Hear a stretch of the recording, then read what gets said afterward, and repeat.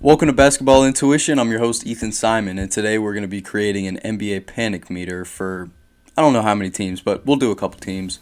If you're a Jazz fan, I'm not talking about your team today. I don't have too many notes I'm going to use for today's video. I kind of just want to do this for fun. I saw a couple other people doing this. I was like, I might as well get in on it. The first team, we're getting right into it. Like and subscribe. We are 25 subs away from 100 subscribers. I want you to be a part of that, please. So go ahead, hit the sub button if you're watching this.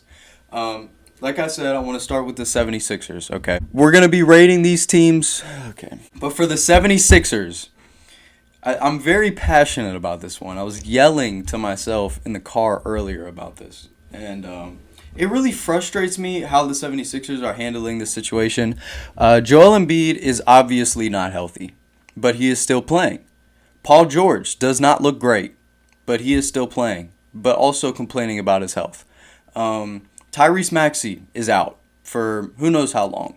So this team is just left with a hurt Joel Embiid and an okay-looking Paul George. And there are two different conversations we could be having right now. Number one is when Paul George, Joel, and Tyrese Maxey are not playing, they can't win any games. That's one conversation.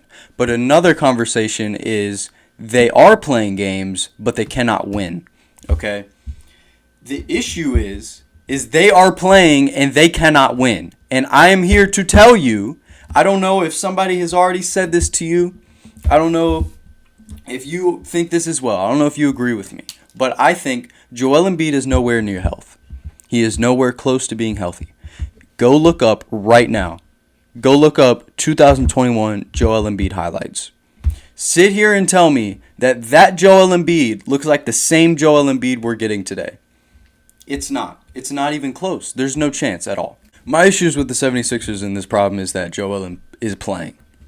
The fan base has pushed the 76ers enough, and people have pushed Joel Embiid enough to where he feels like he needs to be on the floor even though he is not healthy, and that's not helping anything at all. It's better if he were to sit his ass on the sideline and wait until he is actually healthy. So for the 76ers, I'd like to say that their panic meter right now is probably about an 8. Realistic, a 10 would be like, okay, scratch everything. Goodbye, Joel Embiid. Let's find you a new home. I'd say we're at about an 8 right now. Playoff time, it doesn't look like they're going to be healthy. They haven't been healthy. They've never made it past the second round with Joel Embiid on the team. I'm just saying that I'm a Joel Embiid guy. Like, I like Joel Embiid. I just want to clarify that. I don't think that this roster is going to win a championship. I don't think this roster is going to make it to the finals. I don't think that they'll even be healthy enough to make a finals appearance. So I don't know what to do with the team. So we're going to put them at an 8, and we're going to move to the next team. I'm thinking, talk about my Bucks. Let's talk about my Bucks. The panic meter is probably at, if the 76ers are at an 8, I'd say the Bucks are probably at like a 6. 6.5. We're panicking because we're getting exposed for what we thought was going to happen. We don't have any perimeter defense. It shows every game. Dame has been extremely inconsistent. Giannis has been carrying this team. Brook Lopez has been very inconsistent. He had a good night last night against the Rockets. He played incredible. We don't win that game without Brook Lopez. And Dame hit a big shot. And that's what I'm talking about, his inconsistencies. He'll come out and hit a game winner, but through the first half, he's shooting from 30 feet and hitting the side of the backboard. It just pisses me off when he does stuff like that. So I'd give the Bucks probably about a 6.5. I don't want to spend too much time on them because they're my own team, and people probably don't want to hear me talk about the Bucks. Enough people have talked about the Bucks recently. So next team we're gonna go to is probably the Denver Nuggets.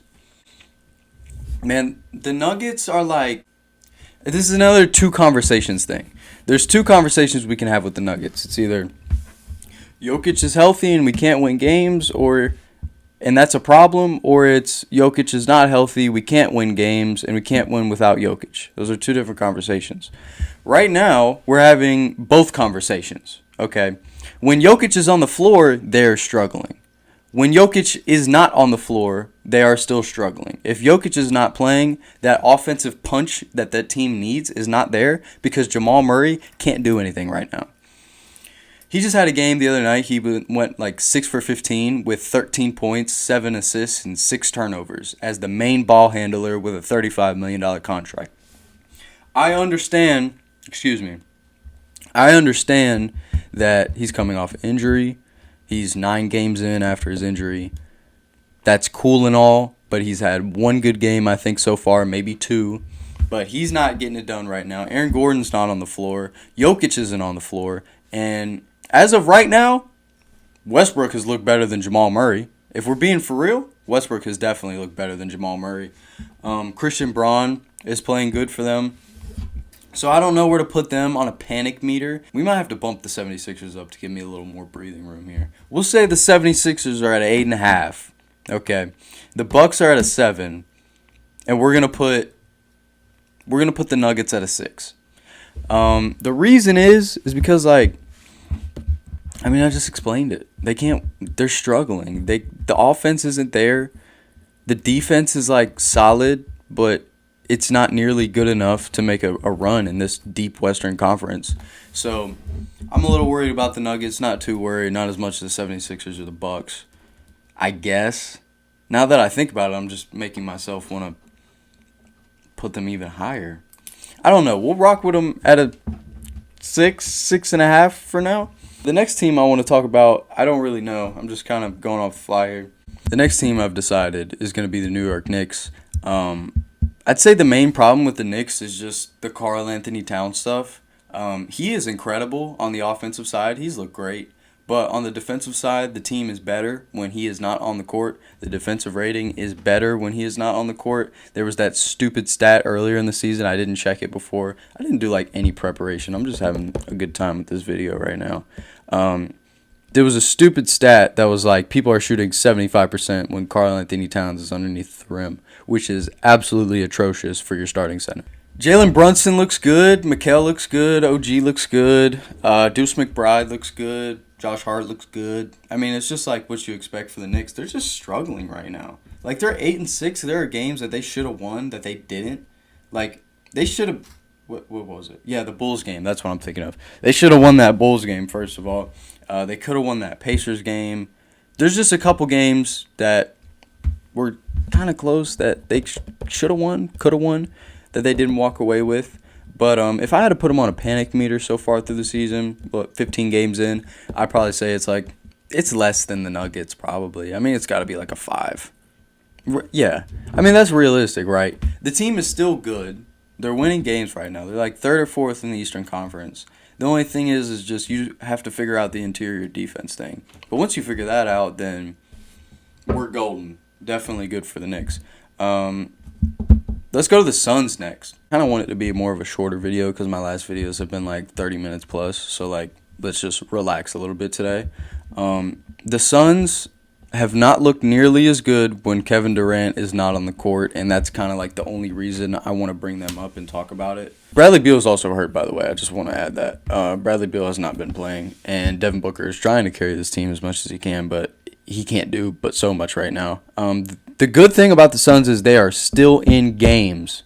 I repeat, they are in games, even though Bradley Beal and Kevin Durant aren't healthy. So we'll take that. And we'll probably put them at a panic meter. There's no panic. I'd say a 4. 3, 4, realistically. They look like a good team. They'll make a playoff spot in the Western Conference, which means something. You have to be a good team to make a playoff spot, be a top 6 seed in the Western Conference. So I wouldn't say they're very high on my panic meter, me personally.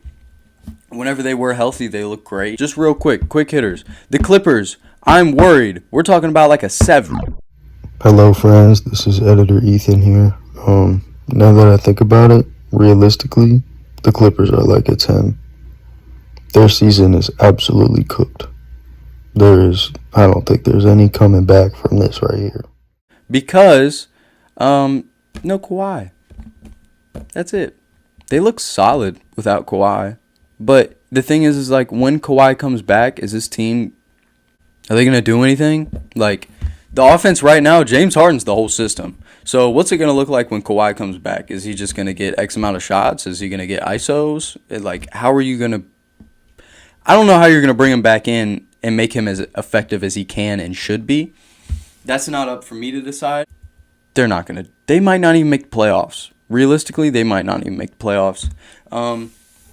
Last team, real quick. I apologize if this video is everywhere. It's what happens when I don't make notes for a video. I kind of just get on here and talk.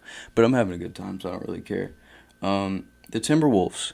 The Timberwolves have looked pretty good. I'm not gonna hate on the Timberwolves. I've seen a lot of people hate on them recently. Julius Randle has looked solid, and for this team to be really good, and be a contender in the Western Conference, he needs to be all NBA Julius Randle. I believe it's in there. He's had some really good games. He's going on a really good stretch right now. He just hit a game winner. He was hooping the other day against the Suns. If I had to put him on a panic meter, I would say probably just like a 4. Not very high on the list. Rudy Gobert doesn't look great. He looks good. He definitely looks good for his standards, but he doesn't look great. Not Defensive Player of the Year type. He is aging, so I'm not surprised. I think that's all I really want to talk about today. Like I said at the beginning of the video, closing in on 100 subscribers. I'd love if you were to be a part of it. Please hit that like and subscribe button. And have video coming out probably Thursday or Friday. And then I'll have another one ready for the weekend that I'll probably drop Saturday. And that's probably what the week is going to look like. I appreciate you staying to the end, and I'm going to see you in the next one. Peace.